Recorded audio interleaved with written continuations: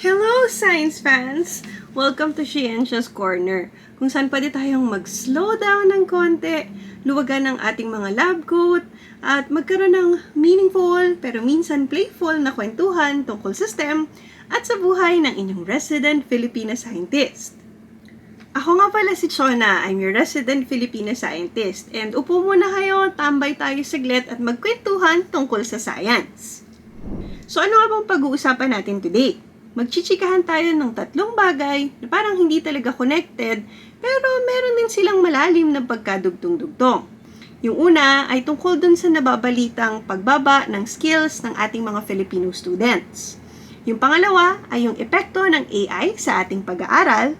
And yung pangatlo ay isang katanungan na galing sa isa sa ating mga viewers, sa ating mga science fans.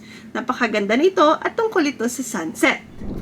So una, sabi sa headlines, Filipino student skills are declining. Ano ba talagang nangyayari? Yung mga recent na usap-usapan sa balita at hindi lang sa social media ay nakakabahala naman talaga. Yung mga foundational skills daw ng ating mga estudyante ay pababa ng pababa. Yung mga usual na dahilan ang laging nababanggit. Lagi daw nagbabago yung curriculum. Tapos, may mga learning gap nung pandemic na hindi pa rin na-address. Siyempre, mga teachers, kasama na ako doon, overwhelmed na!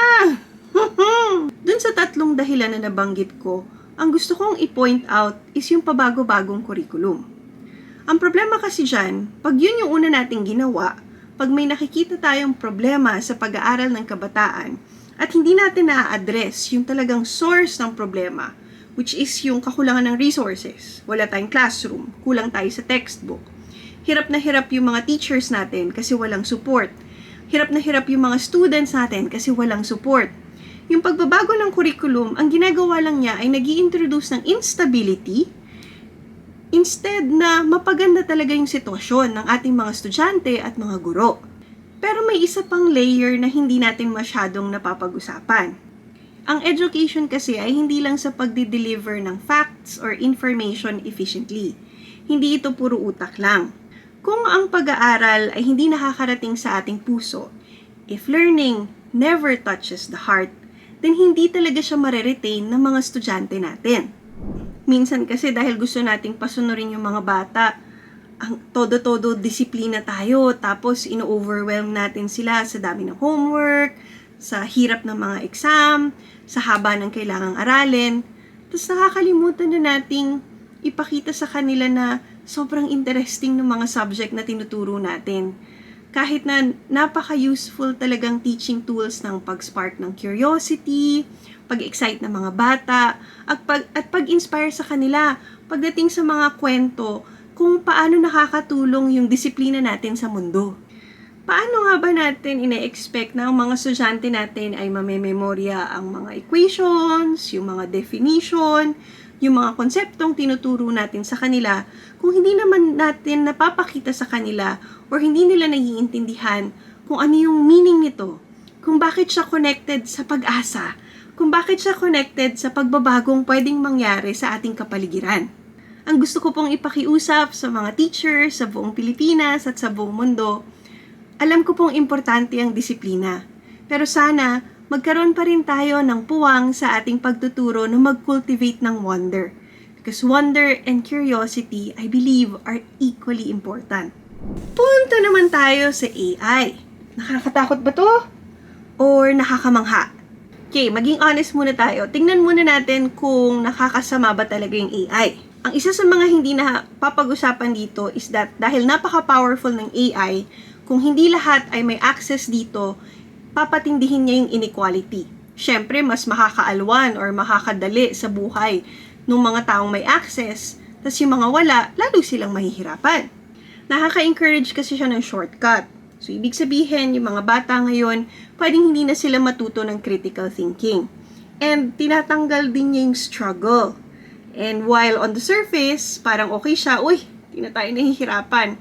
Pero kadalasan kasi, natututo tayo at natatandaan natin ang mga konsepto dun sa proseso ng paghihirap. Kumbaga, the struggle is real kasi the struggle is important. Pero hindi naman puro nega lang yung AI. Meron din siyang magandang pwedeng gawin. At hindi maliit na bagay ha, yung pwede niyang positive impact. Yung AI kasi, nakakatulong siya sa atin para ma-achieve yung tinatawag na personalized learning. Kahit sobrang daming estudyante, pwede siyang maging teacher support para ma-tailor fit sa needs ng bawat student yung lesson na ituturo. Tapos, kung estudyante ka naman, pwede siyang makatulong sa'yo para mag-review ka at your own pace, makapaggawa ng example, at again, ma-personalize yung pag-aaral mo based sa pangangailangan mo. Lalong-lalo na sa STEM, yung AI pwedeng maging tutor. Basta marunong kang mag-fact check ha. Pwede rin siyang maging partner mo, lalo na kung pabuhat yung groupmate mo sa school. And pwede rin siyang kabatuhan ng discussions and information pag nagre-review ka.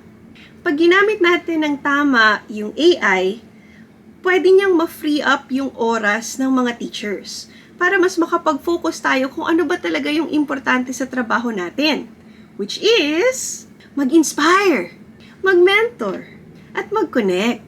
I don't think AI can ever replace teachers. Hindi tayo mapapalitan ng artificial intelligence. Pero, katulad ng computer, katulad ng scientific calculator, katulad ng encyclopedia, nung mga panahon nila na controversial din, pwede silang maging pangtulong.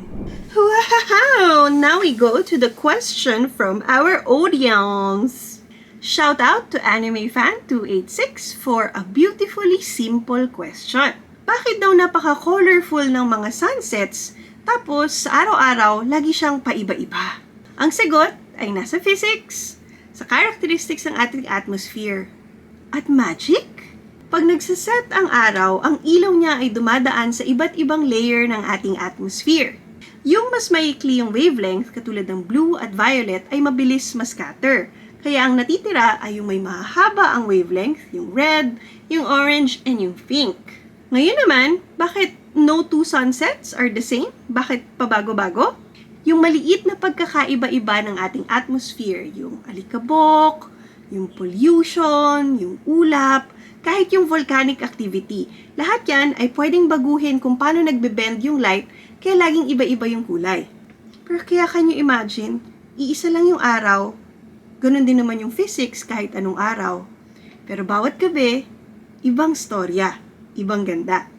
Pero bago tayo magsara, joke time muna! Bakit ayaw mag-check-in ng luggage ng Photon pagdating sa airport? Serious na? Because it wants to travel light. Gets? So, meron ba kayong science questions? Meron ba kayong science jokes? Send them in. Kwentuhan naman tayo. Let us know your thoughts in the comment section below.